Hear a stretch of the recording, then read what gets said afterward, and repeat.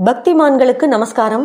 யாவர்க்கும் உரைப்பும் பதிவில் குஜராத்தில் வீற்றிருக்கக்கூடிய சோமநாதர், பார்வதி சந்திரபாகா தெய்வங்களின் மகிமையை தெரிஞ்சுக்க போகிறோம். இது 12 ஜோதிர் ஸ்தலங்களில் ஒன்றாக விளங்கக்கூடியது. மேலும் இந்தியாவிலேயே முதன்மை வாய்ந்த ஸ்தலமாகவும் இது விளங்குது.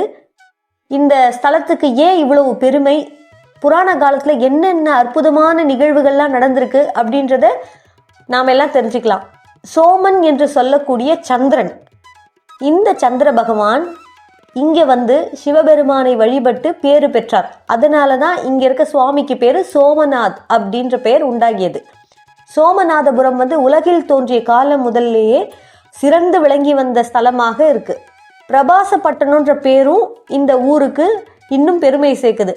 அது என்ன பிரபாசப்பட்டணம், ஏன் அப்படி ஒரு பேர் இந்த ஸ்தலத்துக்கு வந்தது அப்படின்னா அதுக்கும் ஒரு காரணம் சொல்றாங்க. என்னன்னா, இந்த ஸ்தலத்துல கடற்கரையில ஒரே இடத்துல வந்து ஒரு குறிப்பிட்ட சமயத்துல சூரிய ஒளியும் சந்திர ஒளியும் பிரகாசிக்குதான்.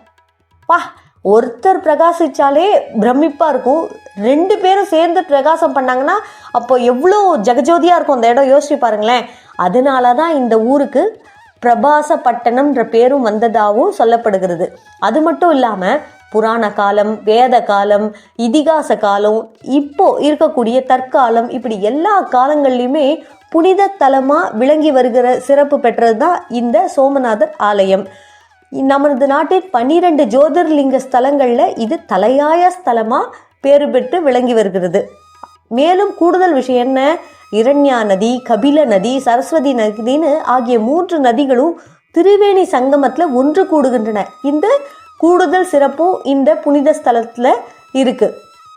அது மட்டும் இல்லாமல் இன்னும் கூடுதல் பல விஷயங்கள்லாம் சொல்லப்படுது.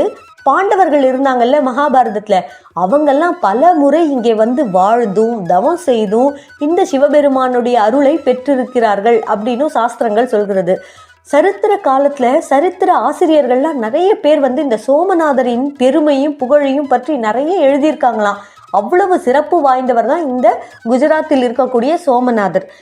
இதோட இன்னொரு விஷயம் என்ன, நம்மளுடைய ஆதிசங்கரர் பகவான் இருந்தாருல்ல, அவர் ஸ்தாபித்த சாரதா பீடமும் இங்கே இருக்கிறது. நமது நாட்டில் உள்ள புனித ஸ்தலங்கள்ல மிகவும் சிறப்பு வாய்ந்த ஸ்தலமாக விளங்கி வருகிறது இந்த சோமநாதர்.